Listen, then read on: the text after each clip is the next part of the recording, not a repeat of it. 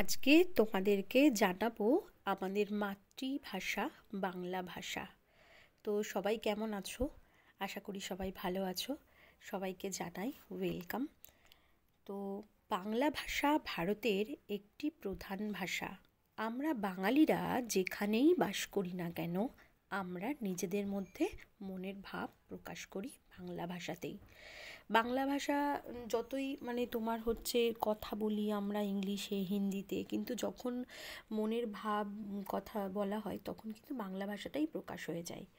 মানুষ শিশুকালে মায়ের কোলে শুয়ে শুয়েই যে ভাষা শেখে তাই হলো তার মাতৃভাষা।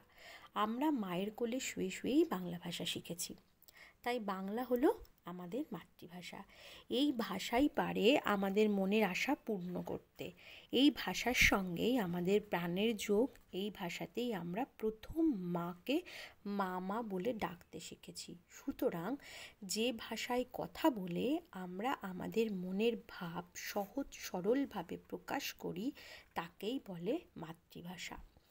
প্রায় 1000 বছরের পুরনো এই বাংলা ভাষাকে যুগে যুগে সমৃদ্ধ করে গিয়েছেন কবি চণ্ডীদাস থেকে শুরু করে কৃত্তিবাস, কাশিরাম দাস, ভারতচন্দ্র, রামপ্রসাদ, বিদ্যাসাগর, মাইকেল মধুসূদন দত্ত, বঙ্কিমচন্দ্র, শরৎচন্দ্র, রবীন্দ্রনাথ ঠাকুর, সত্যেন্দ্রনাথ প্রমুখ খ্যাতিমান কবি সাহিত্যিকগণ। তো আধুনিককালেও এই সমৃদ্ধি অব্যাহত হয়েছে বিভিন্ন কবি, সাহিত্যিক, নাট্যকারদের নির্লস সাহিত্য সাধনায়। তাই আজও আমরা অতুল প্রসাদের একটা কবিতা বারবার আবৃত্তি করে বাংলায় মহিমা কীর্তন করি। সবাই আশা করি এটা তোমাদের মনে আছে। আমরা যারা বাঙালি তারা এই গানটা বারবার আমরা গাই, মুখে মুখে জানাই যাই। মোদের গরব মোদের আশা, আমরি বাংলা ভাষা, মোদের কোলে মোদের বলে কতই শান্তি বাংলা ভাষা, কতই শান্তি ভালোবাসা। কি জাদু বাংলা গানে, গান গেয়ে দার মাঝি টানে, গেয়ে গান নাচে বাউল, গান গেয়ে ধান কাটে চাষা। দেশের সবচেয়ে বড় সম্পদ ভাষা। আমরা বাঙালি বলে বাংলা ভাষা আমাদের বড় আদরের। এই ভাষা ভারতের অন্যতম সমৃদ্ধ ভাষা। বাংলা ভাষার এবার ব্যাকরণটা কি সেটা আমাদেরকে জানতে হবে। আমরা মাতৃভাষা কাকে বলে তো জানলাম। তো ব্যাকরণ হচ্ছে যে কোনো ভাষা শুদ্ধ করে বলতে বা লিখতে হলে কতগুলো নিয়ম মানতে হবে। একত্র বিধিবদ্ধ এই নিয়মগুলি ওই ভাষার ব্যাকরণ। সভ্য সমাজে মানুষকে অনেক রকমের আইন কানুন মেনে চলতে হয়। যেখানে সেখানে আমরা থুতু ফেলি না, আবর্জনা রাখি না, পথের মাঝখান দিয়ে চলি না, অপরে কথা বলবার সময় চিৎকার করি না, এই রকম অনেক নিয়ম মেনে চলি। তবেই আমরা নিজেদের সভ্য নাগরিক বলে দাবি করতে পারি। ঠিক এই রকমভাবেই একটি ভাষার সার্থক ব্যবহারের জন্য ওই ভাষার অনেক রকমের আইনকানুন আছে। আমাদের বাংলা ভাষারও অনেক রকম নিয়মকানুন রয়েছে।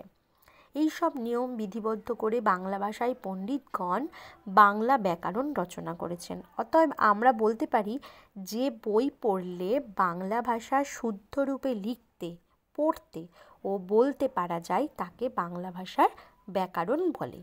বাংলা ভাষা আবার দু রকমের, সাধু ভাষা ও চলিত ভাষা।